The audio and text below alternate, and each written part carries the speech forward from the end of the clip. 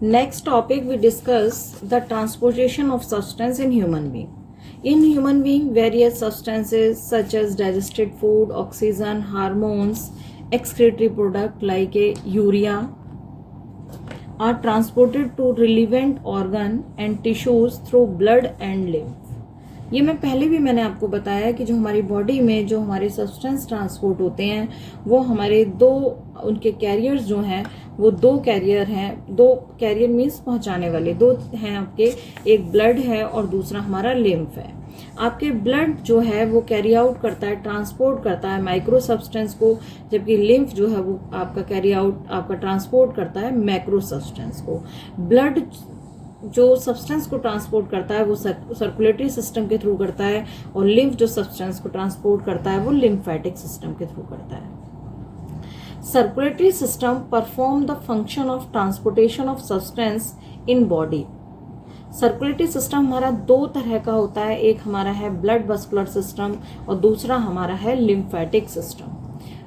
First हम यहाँ पर सबसे पहले जो है वो डिस्कस करेंगे ब्लड वस्कुलर सिस्टम को। और ब्लड वस्कुलर सिस्टम में आपको पता है जो सब्सटेंस हमारे ट्रांसपोर्ट होते हैं वो किसके थ्रू होते हैं, हमारे ब्लड के थ्रू होते हैं। So first here question arise हमारा होता है कि व्हाट इज ब्लड। अब हमारा ब्लड क्या है, आप सब जानते हैं कहीं भी आपके थोड़ी सी भी चोट लग जाती है, कुछ हो जाता है, आपके कोई बीमार हो जाता है कि ब्लड की कमी हो गई है, ब्लड बहुत निकल रहा है, ब्लड बहुत निकल गया है। तो आखिर हमारा ये ब्लड जो हम चिल्लाते हैं ब्लड की कमी है, खून बहुत कम है, ये एनीमिया हो गया है, इसको कितना कमजोर है, खून नहीं रहा, ये सब चीजें, तो आखिर में हमारा ब्लड है क्या। Blood is a fluid connective tissue. Blood हमारा कोई लाल रंग का लिक्विड नहीं है, ब्लड हमारा क्या है, फ्लूइड कनेक्टिव टिश्यू है। आपको फ्लूइड पता है, फ्लूइड हमारे क्या होते हैं, ऐसे सब्सटेंस होते हैं जो आसानी से फ्लो कर सकें, जिसमें हमारा लिक्विड होता है और क्या होती है, हमारी गैसेज होती हैं। अब यहाँ पर कनेक्टिव टिश्यू, कनेक्टिव क्या आप जानते हैं, कनेक्टिव से जैसे हमारा आता है जोड़ने वाला, fluid connective tissue which flows through blood vessel. जो हमारा किसके द्वारा फ्लो होता है, किस में फ्लो होता है, ब्लड वेसल्स में, थ्रू आउट द बॉडी, पूरी बॉडी में। Blood has fluid matrix. अब हमारे ब्लड में जो है वो क्या होती है, फ्लूइड मैट्रिक्स होती है, मीन्स लिक्विड पार्ट होता है जिसको हम बोलते हैं ब्लड प्लाज्मा। प्लाज्मा हमारी बॉडी में लगभग आपको पता है कि हमारा 90% जो है वो क्या होता है, वाटर होता है। और जो हमारे ब्लड का जो लिक्विड पार्ट है उसी को हम क्या बोलते हैं, प्लाज्मा बोलते हैं। इसके हमारे जो आपके ब्लड के अदर कंपोनेंट्स भी हैं, हमारे आरबीसी है, डब्ल्यूबीसी है और दूसरा हमारा ब्लड प्लेटलेट्स हैं, ये सभी हमारी इसी ब्लड प्लाज्मा में एम्बेडेड होती हैं, इसी ब्लड प्लाज्मा में हमारी डूबी रहती हैं। Plasma is a colourless liquid है which contain a lot of water along with many proteins. ये हमारा कलरलेस लिक्विड होता है जो कंटेन करता है बहुत सारे पानी को, किसके साथ में, बहुत आपकी मैनी प्रोटीन्स, कई सारी प्रोटीन्स के साथ में। Blood contains of 3 kind of cells. ये हमारे जो 3 काइंड ऑफ सेल्स हैं जिसमें अर्थोसाइट्स बोलते हैं, जिसको हम red blood corpuscles means the RBC, सभी बहुत इसका कॉमन नेम है, आरबीसी डब्ल्यूबीसी सब जानते हैं हमारे। तो आरबीसी हमारी जो है, आरबीसी डब्ल्यूबीसी ब्लड प्लेटलेट्स, ये जो आरबीसी हमारी हैं ये हमारा इसका सबसे इम्पॉर्टेंट रोल होता है हमारी बॉडी में, क्योंकि ये कंटेन करती है किसको, हीमोग्लोबिन को, जिसकी वजह से इसका कलर जो होता है हमारा रेड होता है। अब सबसे पहले हम वाइड डिस्क्रिप्शन जो हम करेंगे, सबसे पहले हम आरबीसी के बारे में ही पढ़ेंगे। रेड ब्लड सेल्स या red blood corpuscles are circular in shape. ये इनकी जो शेप होती है वो हमारी सर्कुलर होती है व्हेन मैच्योर। लेकिन कब होती है, जब ये हमारी मैच्योर हो जाती हैं। These do not contain nuclei. आपने पहले भी जब हम 9th क्लास में पढ़ते हैं तो न्यूक्लियस की जब बात आती है तो वहां पर हम ये करते हैं कि आपका nucleus is not present in prokaryotic cell and mature RBC. तो हमारी जो मैच्योर आरबीसी सेल्स होती हैं, रेड ब्लड सेल्स, वो न्यूक्लियस को कंटेन नहीं करती हैं। The red colour of these cells in cells का जो रेड कलर होता है वो किसकी प्रेजेंस की वजह से होता है? हीमोग्लोबिन की प्रेजेंस की वजह से होता है।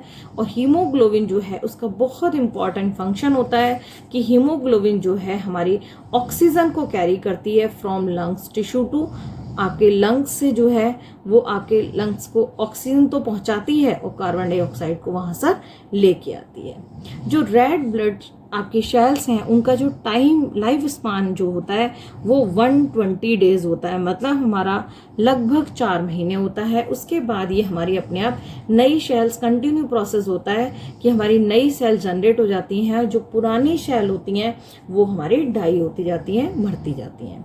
It is estimated about 3 million red blood cells die every day.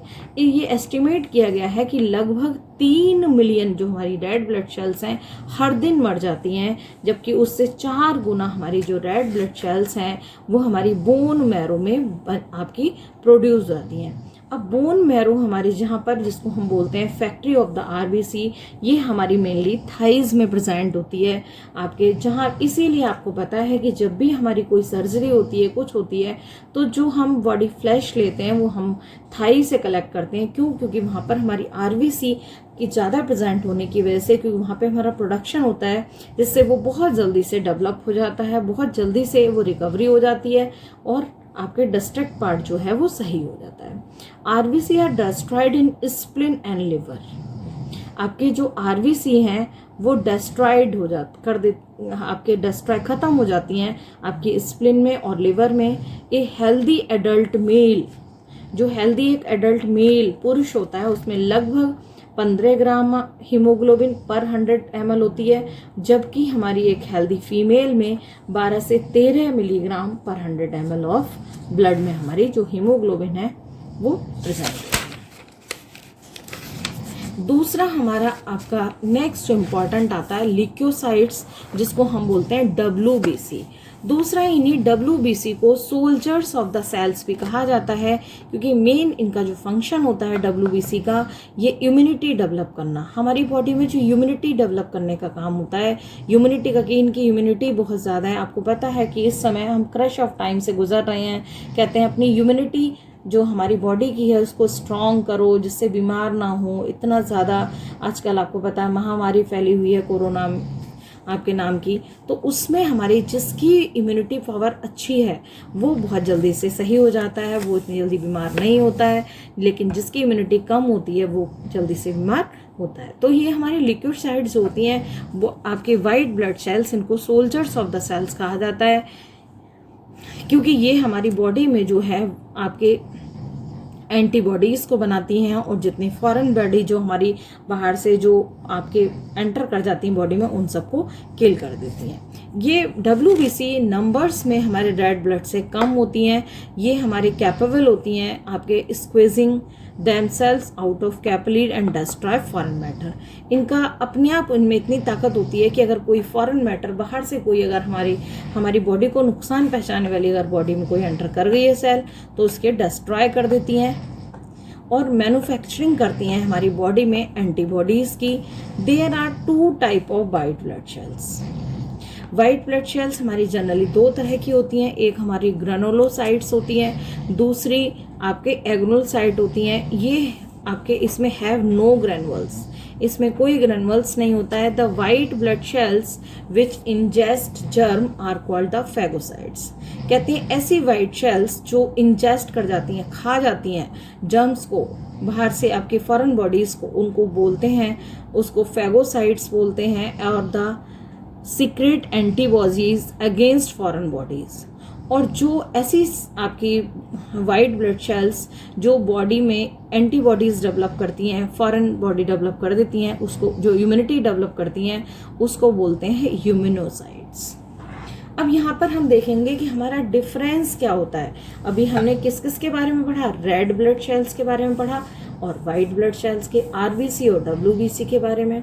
अब RBC क्या है हमारे, दे आर लार्ज नंबर, ये बहुत ज़्यादा पाई जाती हैं हमारी बॉडी में, जबकि ये हमारी लेस होती हैं comparison to the RBC। They are small size, इनका साइज जो होता है बहुत छोटा होता है, जबकि ये हमारी साइज जो है WBC का, हमारा साइज इससे बड़ा होता है। दे आर इन्यूक्लिएटेड, एन्यूक्लिएटेड ये हमारा न्यूक्लियस इसमें नहीं होता है, जबकि हमारे WBC में न्यूक्लियस पाया जाता है। RBC जो है वो हीमोग्लोबिन कंटेन करती हैं, लेकिन WBC हीमोग्लोबिन कंटेन नहीं करती हैं। इसी ये ट्रांसपोर्ट हमारी जो RBC है वो ट्रांसपोर्ट करती हैं ऑक्सीजन को और हमारे small amount of carbon dioxide को, जबकि हमारी जो आपके वाइट ब्लड सेल्स हैं ये फैगोसाइट्स होती हैं, मींस ये जर्म्स को खा जाती हैं और प्रोड्यूस करती हैं एंटीबॉडीज को।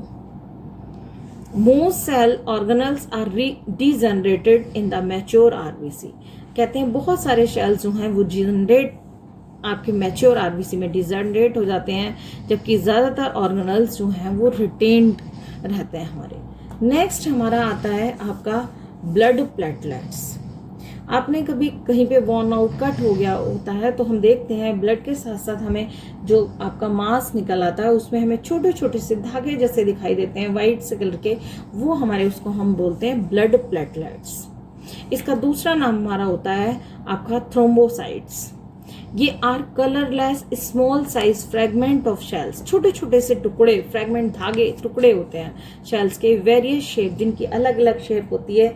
दे डू नॉट पॉसेस न्यूक्लियस, इसमें भी न्यूक्लियस नहीं पाया जाता है। They participates in process of coagulation of blood, ये हमारे जो बॉडी में पार्टिसिपेट करते हैं वो किसका, कोगुलेशन मीन्स ब्लड को जमाने का काम करते हैं। Platelets plug are place of injury and clot blood आपके, तो ये हमारे जब कोई चोट लग जाती है, आपके कट लग गया, जरा सा खून निकलता है, अपने आप हमारा फिर निकलना बंद हो जाता है। किसकी वजह से होता है, ये हमारा प्लेटलेट्स की वजह से ही होता है। अगर हमारी बॉडी में प्लेटलेट्स नहीं है तो ये ऐसा नहीं होगा, ब्लड हमारा निकलना बंद नहीं होगा। इनका जो लाइफ स्पान होता है वो बहुत कम होता है, 7 से 10 दिन होता है। Platelets exist in large number having a density of this, हमारी जो प्लेटलेट्स होती हैं, आपको पता है आजकल जैसे बुखार है, डेंगू है, मलेरिया है, इन सब में प्लेटलेट्स कम हो जाते हैं। कह रहे उसके प्लेटलेट्स 50,000 रह गई हैं, 40,000 रह गई हैं, जबकि एक अडल्ट पर्सन की कितनी होनी चाहिए, 1,80,000 अगर है एक आपके अडल्ट की तो वो हमारी नॉर्मल मानी जाती है। लेकिन अगर उससे कम है तो क्या होती है, प्लेटलेट्स हमारी आपके कहते हैं कि प्लेटलेट्स कम है तब। तो ये हमारे जो हैं ये हमारे कंपोनेंट्स से हमारे ब्लड के, कि हमारा ब्लड जो है आपके किस किस से मिलकर बना हुआ है। अब हमने अभी पढ़ा कि हमारे ब्लड क्या होता है, ब्लड हमारा किस किस से मिलके बना हुआ है, ब्लड हमारी कौन कौन सी सेल को कंटेन करता है। अब हमारे जो ब्लड है वो ट्रांसपोर्ट जो करता है, तो हमारा जो ट्रांसपोर्ट करता है वो कैसे करता है। आपको ब्लड जो है, ब्लड फ्लो हमारा जो है वो करता है वो इनसाइड द क्लोज्ड वेसल्स, हमारे क्लोज्ड वेसल्स के थ्रू हमारा जो ब्लड है वो फ्लो करता है। उन क्लोज्ड वेसल्स को हम बोलते हैं blood vessels. In human being and other higher animals the blood flows inside the closed tubes, और उन क्लोज्ड ट्यूब को हम बोलते हैं blood vessels. Blood, heart and blood vessels together to form circulatory system. हमारा ब्लड कैरियर, हमारा blood जो है वो क्या है, कैरियर है। हार्ट हमारा सिस्टम है, और ब्लड वेसल्स जिसमें हमारी वो वेसल हैं जिसके अंदर क्लोज वेसल जिसके अंदर हमारा ब्लड फ्लो करता है। और ये सारी चीजें मिलकर हमारी क्या बनाती हैं, सर्कुलेटरी सिस्टम बनाती हैं जिसमें हमारे सब्सटेंस फ्लो करते हैं। Types of blood vessels, blood vessels are 3 types. Blood vessels हमारी 3 टाइप की होती हैं, फर्स्ट आर्टरी, सेकेंड वेन्स और third capillaries. First here we discuss the arteries. Arteries हमारी थिक वॉल्ड, आर्टरीज हमारी मोटी होती हैं, जिनकी वॉल हमारी मोटी होती है, और ये हमारी कैरी करती हैं प्योर ब्लड को हार्ट से दूसरे other part of the body. Second हमारा है वेन। वेन हमारी थिन वॉल्ड होती हैं और लार्ज वेसल्स हैं, बड़ी वेसल्स होती हैं दैट कलेक्ट इम्प्योर ब्लड, और ये इम्प्योर ब्लड को कलेक्ट करती हैं बहुत वेरियस बॉडी ऑर्गन से and transported to the heart, और कहाँ लेके जाती हैं, हार्ट तक लेके जाती हैं। Capillaries are very small and fine vessels, बहुत छोटी और बहुत पतली हमारी वेसल होती हैं जो हमारे इंटरकनेक्ट करती हैं किसको, आपके आर्टरीज और वेन्स को। and each tissue of the that form the network in each tissue of the body. The ball of capillary is very thin. Arteries, अब हम देखते हैं कि what are the difference between the arteries and veins. Arteries ये हमारी कैसी हैं?